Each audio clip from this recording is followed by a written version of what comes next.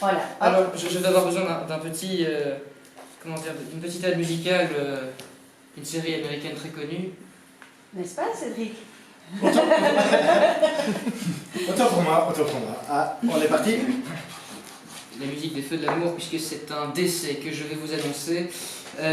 En effet, la bande FM est maintenant, ou presque, morte. Je vous annonce l'arrivée du DAB+. Vous l'aurez sans doute remarqué, depuis ce 4 novembre, le DAB+, est officiellement lancé.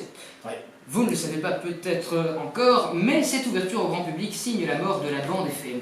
Ouais. D'ici peu, vous ne pourrez plus entendre vos émissions préférées sur votre vieille radio, comme le font encore 80% des auditeurs belges. Mais vous devrez passer par un récepteur DAB+, le nouveau système de radiodiffusion pour écouter l'une des 25 radios disponibles, sans compter l'arrivée future de LN24 Radio. Mais c'est quoi le DAB+, et finalement, pourquoi cette bonne vieille bande FM qui fonctionnait pourtant si bien va-t-elle disparaître? Eh bien, il faut savoir que le Frequency Modulation, ou FM, est en place dans notre monde depuis 1933. Ça fait quand même un paquet d'années. Oui.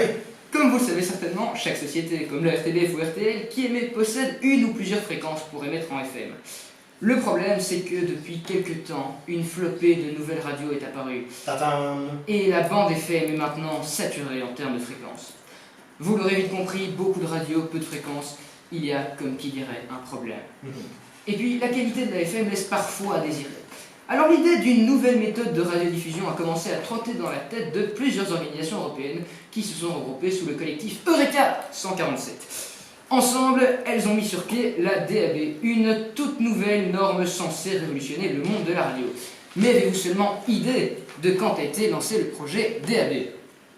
Le projet DAB, c'est il y a 2 ans, 2-3 ans. Ah, le Digital Audio Broadcasting, ou en français radiodiffusion numérique, a été développé à partir de 1981 en Allemagne. Ça fait plus longtemps. Ça fait plus longtemps en fait, hein. C'est beaucoup plus ancien que ce qu'on le pense, et c'est la BBC qui a commencé à émettre dès 1995 en Angleterre. Le DAB a ensuite évolué en 2006 vers le DAB+, et c'est désormais une norme qui supporte le son, mais aussi l'image, et le tout de meilleure qualité, en tout cas en théorie, que la FM. Ouais. A l'instar de la bande AM qui est progressivement, elle aussi, retirée du marché depuis 2016, la bande FM est donc condamnée à disparaître pour laisser une place totale au DAB+, tout comme en Norvège où la transition est en cours et a déjà touché près de 98% de la population. Mais en Belgique, nous n'en sommes pas là, et avec seulement 2% d'auditeurs adeptes de la nouvelle norme. De plus, sur les 652 000 nouveaux postes de radio vendus chaque année, il n'y en a que 14% pour l'instant qui sont compatibles avec le DAB+. Alors imaginez que nous passions entièrement au DAB+, en 2021 comme la Suède, c'est tout à fait illusoire. La bande FM a certes vécu, mais elle n'est pas complètement enterrée. Et il n'est pas prêt le jour où vous n'entendrez plus ce petit grésillement en cherchant votre radio favorite sur votre poste.